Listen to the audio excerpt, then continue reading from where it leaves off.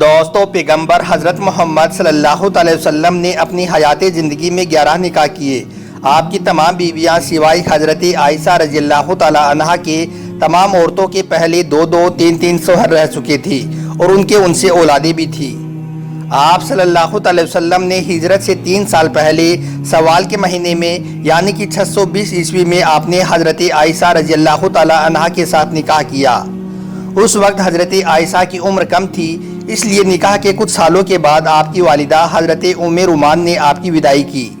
ہم آپ کو یہ بھی بتا دیں کہ حضرت عائشہ پیغمبر حضرت محمد صلی اللہ علیہ وسلم کے سب سے قریبی دوست حضرت ابو بکر صدیق رضی اللہ تعالی عنہ کی بیٹی ہیں۔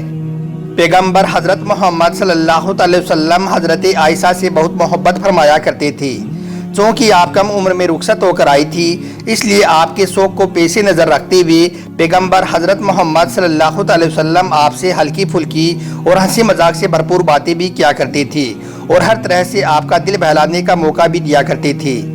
دوستو، پیغمبر حضرت محمد صلی اللہ علیہ وسلم کو حضرت عائشہ سے کتنی محبت تھی، اس کا اندازہ آپ اس بات سے بھی لگا سکتے ہیں۔ ایک مرتبہ ایک سفر کے دوران حضرت عائشہ کا اونٹ بتک گیا اور بھاگنے لگا۔ یہ دیکھ کر حضور صلی اللہ علیہ وسلم بے قرار ہو گئی۔ جب حضرت عمر بن عاص رضی اللہ تعالی عنہ نے یہ دیکھا تو آپ نے پیغمبر حضرت محمد صلی اللہ علیہ وسلم سے عرض کیا، یا رسول اللہ صلی اللہ علیہ وسلم، آپ اس دنیا میں سب سے زیادہ محبت کس کو کرتے ہیں؟ تو آپ نے جواب میں فرمایا، عائشہ کو۔ تو یہ سن کر حضرت عمر بن عاص رضی اللہ تعالی عنہ نے پھر سے عرض کیا، یا رسول اللہ، یہ سوال مردوں کی نسبت سے ہے، یعنی کہ آپ مردوں میں سب سے زیادہ محبت کس سے کرتے ہیں؟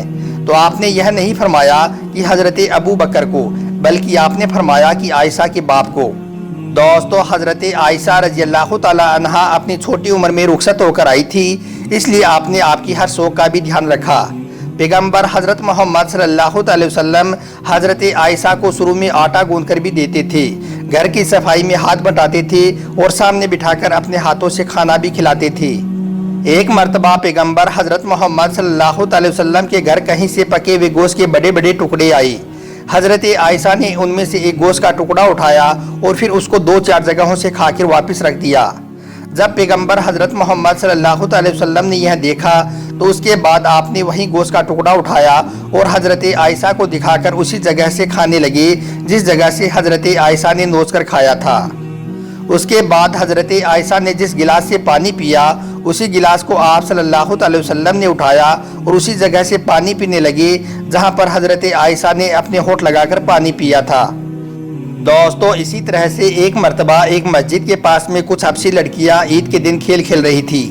یہ دیکھ کر پیغمبر حضرت محمد صلی اللہ علیہ وسلم نے حضرت عائشہ سے پوچھا، اے عائشہ، کیا تم ان حبشی لڑکیوں کا کھیل دیکھو گی؟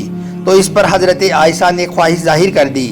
پھر آپ صلی اللہ علیہ وسلم نے حضرت عائشہ کو پردے کی حالت میں لے جا کر کافی دیر تک ان لڑکیوں کا کھیل دکھایا۔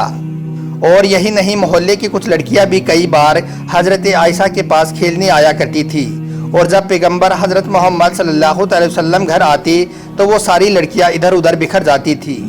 تو یہ دیکھ کر آپ صلی اللہ علیہ وسلم ان کو پھر سے جمع کرتے اور فرماتے، بھاگتی کیوں ہو، کھیلتی رہو۔ دوستو، اسی طرح سے ایک مرتبہ ایک سفر کے دوران حضرت عائشہ آپ صلی اللہ علیہ وسلم کے ساتھ میں تھی۔ آپ نے تمام صحاباؤں کو آگے بڑھنے کا حکم دیا اور اس کے بعد آپ نے حضرت عائشہ سے فرمایا، اے عائشہ، آؤ دوڑ لگاتے ہیں، دیکھتے ہیں ہم میں سے کون آگے نکلتا ہے۔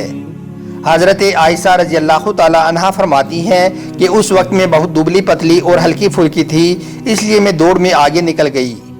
اس کے کچھ عرصے کے بعد ایک بار پھر سے آپ صلی اللہ علیہ وسلم نے حضرت عائشہ کے ساتھ دوڑ لگائی، مگر اس وقت حضرت عائشہ تھوڑی بھاری ہو چکی تھی، اس وجہ سے اس بار پیغمبر حضرت محمد صلی اللہ علیہ وسلم آگے نکل گئی۔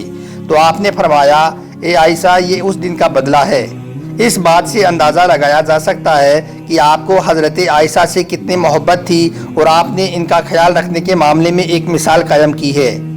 دوستو، ایک مرتبہ حضرت عائشہ رضی اللہ تعالی عنہا نے آٹا پیسا اور اس کی کچھ ٹکیاں بنائی۔ کچھ دیر کے بعد پیغمبر حضرت محمد صلی اللہ علیہ وسلم گھر تشریف لائے اور آپ نماز ادا کرنے لگے۔ حضرت عائشہ آپ کے انتظار میں تھی کہ آپ جب نماز مکمل کر لیں تو آپ کے سامنے ٹکیاں رکھیں، मगर इतने में हजरत आयशा की आंख लग गई। इस दौरान पड़ोस की एक बकरी कहीं से घूमती हुई घर में चली आई और सारी टिक्कियों को खा गई। हजरत आयशा जब नींद से बेदार हुई तो आप उठकर उस बकरी को मारने के लिए दौड़ने लगी। जब पैगंबर हजरत मोहम्मद सल्लल्लाहु अलैहि वसल्लम ने यह देखा तो आपने हजरत आयशा को रोक दिया और फरमाने लगे, ए आयशा, इसको तकलीफ ना दो। और यही नहीं दोस्तों, हजरत आयशा रज़ियल्लाहु ताला अन्हा हमेशा इबादत के मामले में हुजूर सल्लल्लाहु अलैहि वसल्लम की पैरवी करने की कोशिश करती। हुजूर सल्लल्लाहु अलैहि वसल्लम रात में बेदार हो जाते और तहज्जुद की नमाज अदा फरमाती। आखिरी पहर में आप सल्लल्लाहु अलैहि वसल्लम हजरत आयशा को भी बेदार फरमा देते और उसके बाद हजरत आयशा भी आपके साथ नमाज अदा करती। फिर आप नमाज फजर के लिए घर से बाहर निकल जाती। हजरत आयशा अक्सर हुजूर सल्लल्लाहु अलैहि वसल्लम के साथ रोज़े रखती। रमज़ान के महीने में जब आप सल्लल्लाहु अलैहि वसल्लम इत्तिकाफ़ फरमाते तो हजरत आयशा अपने हुजरे में इत्तिकाफ़ करती। हजरत आयशा रज़ियल्लाहु ताला अन्हा जब घर में होती तो उस वक्त हुजूर सल्लल्लाहु अलैहि वसल्लम मस्जिद नबवी में सहाबाओं को तालीम दे रहे होते। अक्सर हजरत आयशा कान लगाकर इनकी बातें सुना करती। अगर कभी कोई बात इनके समझ में न आती तो फिर आप बाद में हुजूर सल्लल्लाहु अलैहि वसल्लम से पूछ लेती।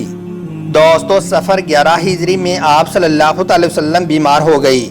आप अपने आखिरी दिनों में 13 दिन तक बीमार रहे और आप इन 13 दिनों में से 8 दिन हजरत आयशा के यहाँ क़ियाम फरमाया।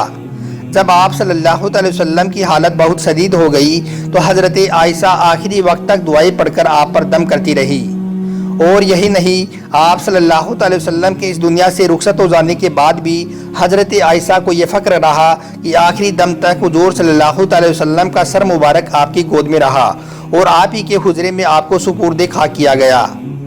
और दोस्तों, हजरत आयशा को ये भी फ़ख्र हासिल हुआ कि हजरत जिब्राइल ने आपको सलाम कहा और हजरत आयशा ने अपनी आंखों से हजरत जिब्राइल को देखा। और हजरत आयशा को ये भी फजीलियत हासिल हुई कि हुजूर सल्लल्लाहु अलैहि वसल्लम की तमाम बीवियों में आप ही एक कुंवारी खातून थी। आप अपने खुद के ऊपर बहुत कम खर्च करती थी। पहनने के लिए आप अपने पास सिर्फ एक जोड़ा रखती थी। सुर्ख कुर्ता और स्याह रंग की ओढ़नी आपको पसंद थी।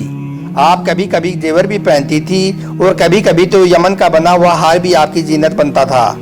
तो दोस्तों, इन सब बातों से आप अंदाज़ा लगा सकती हो कि हुजूर सल्लल्लाहु अलैहि वसल्लम को हजरत आयशा से कितनी मोहब्बत थी और हजरत आयशा को हुजूर सल्लल्लाहु अलैहि वसल्लम से कितनी मोहब्बत थी।